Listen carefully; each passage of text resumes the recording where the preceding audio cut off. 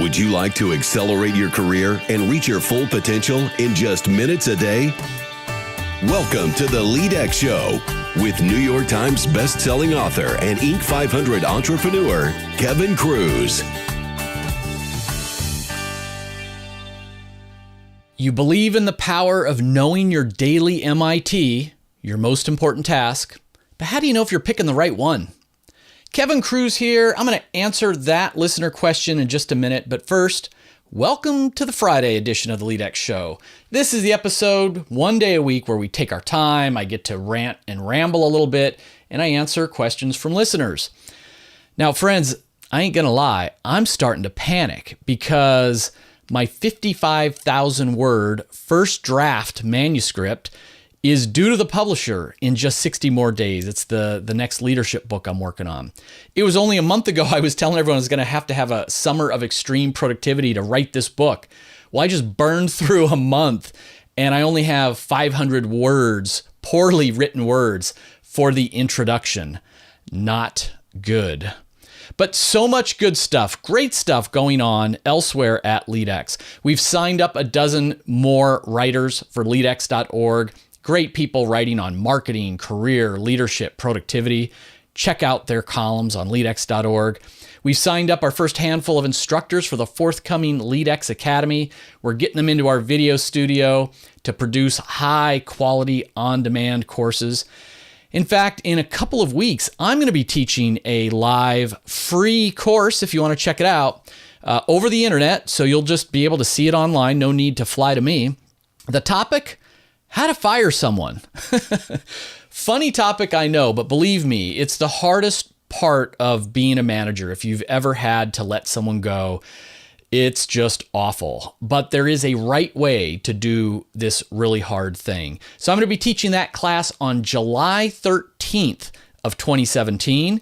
And so if that date hasn't passed, if you're not listening to this archived episode, make sure you're on our email list. Go to leadx.org and just put in your email address, because we're going to be sending out a notification of the exact time and how to sign up and get the link for the live stream. There will also be a replay. So just in case you're traveling or unavailable on July 13th, if you go and give us your email address, we'll let you know how to get the broadcast. So much good stuff to be grateful for. And of course, I'm always grateful for you. You're giving us the gift of your attention, which is the ultimate gift.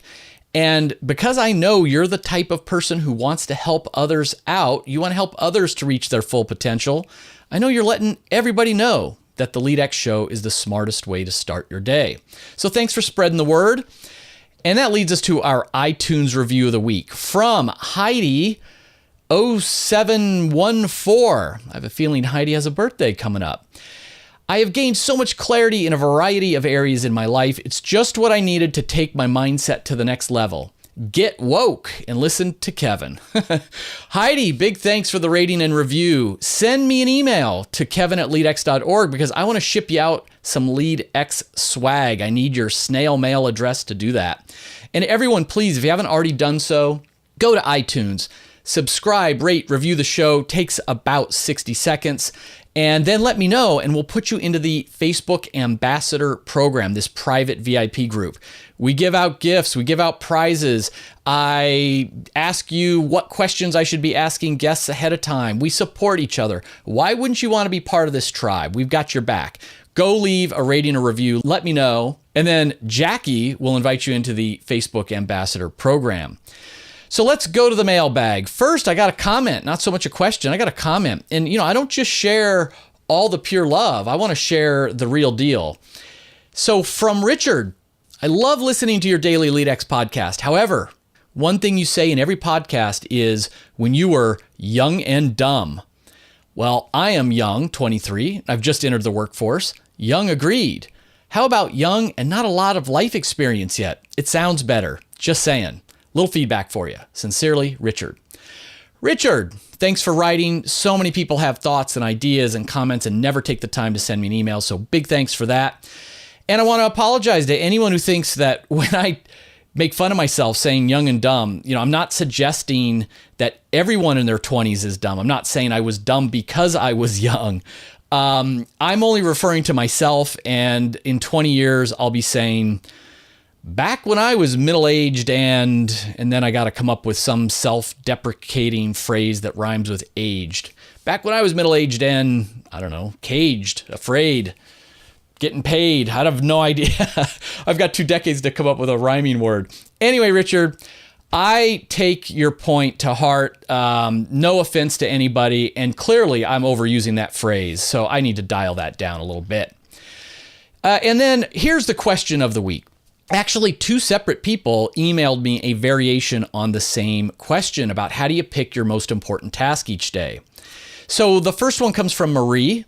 Marie writes, I'm baffled at how to pick a MIT. I could probably pick an MIT in each area, being the president of my state music teachers organization, preparing for a new school year, being a full-time teacher, being a mom, taking care of my husband, organizing family history research with people at my church, reaching out to people in my community, taking care of myself, my family, my friends.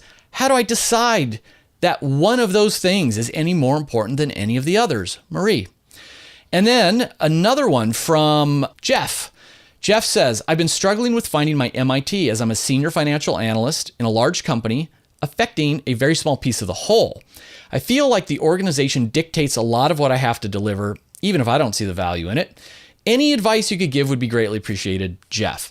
All right, so first, your MIT, most important task, is the one thing that you can do today to get a little closer to achieving your bigger goals. So there's always going to be most important things to do, urgent things like eat, take a shower, answer our boss's phone call, whatever.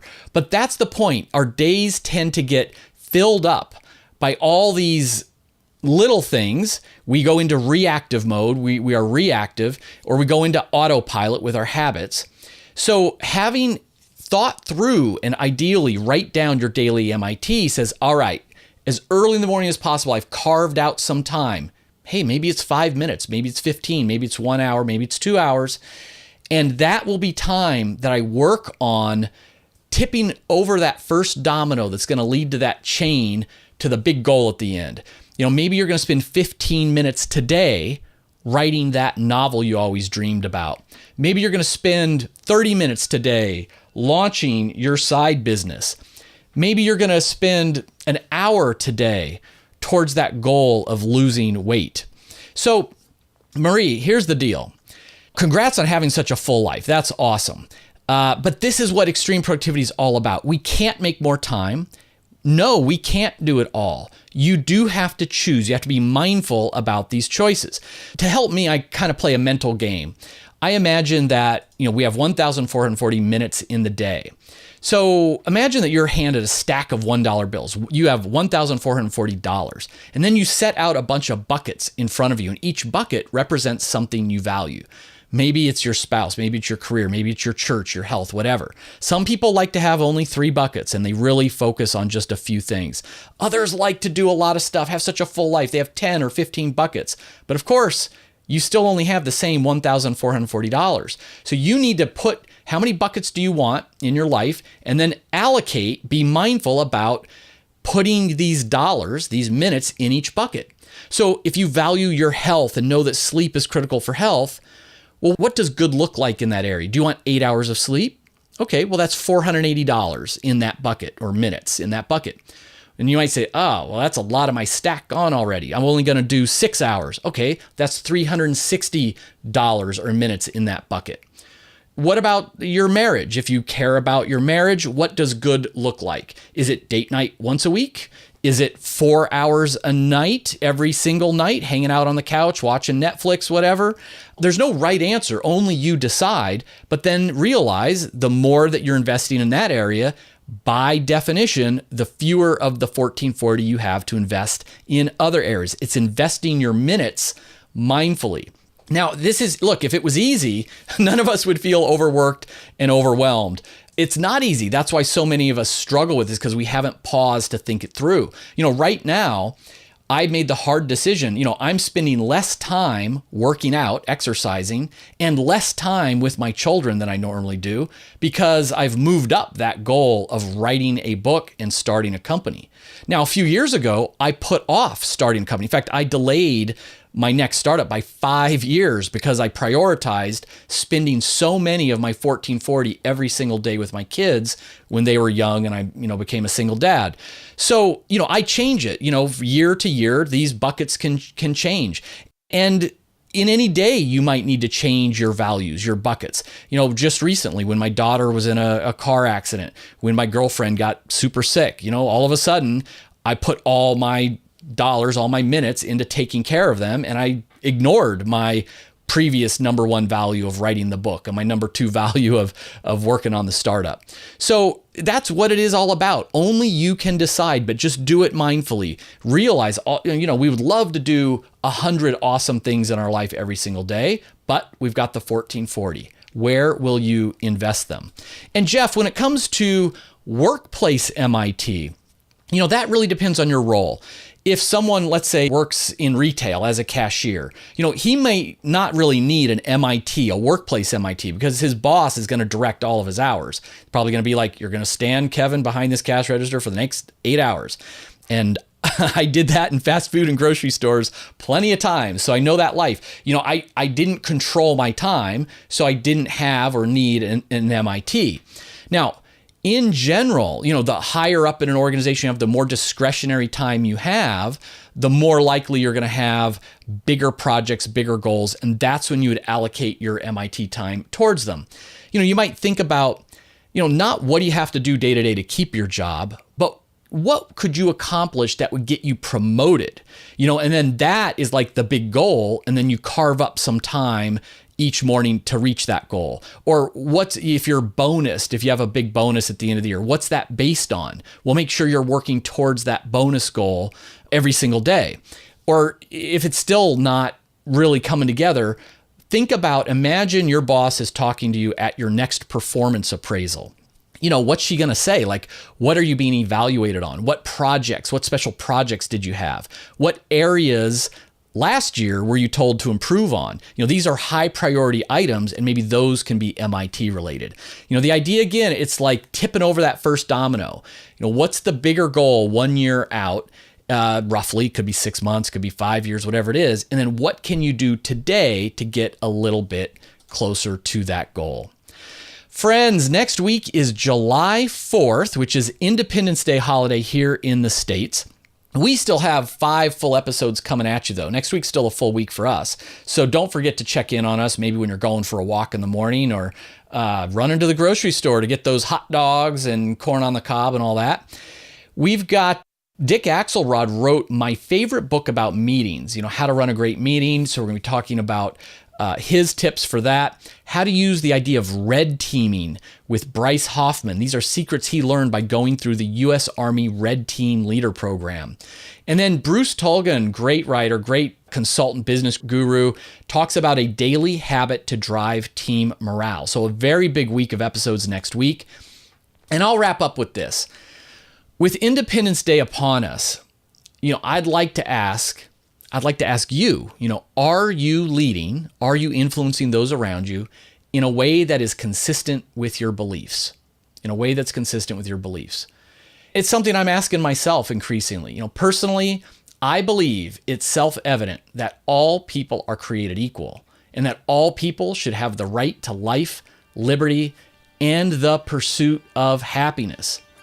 Leadership is not a choice you influence with your words and your silence. On July 4th, I hope your words and your actions reflect your beliefs.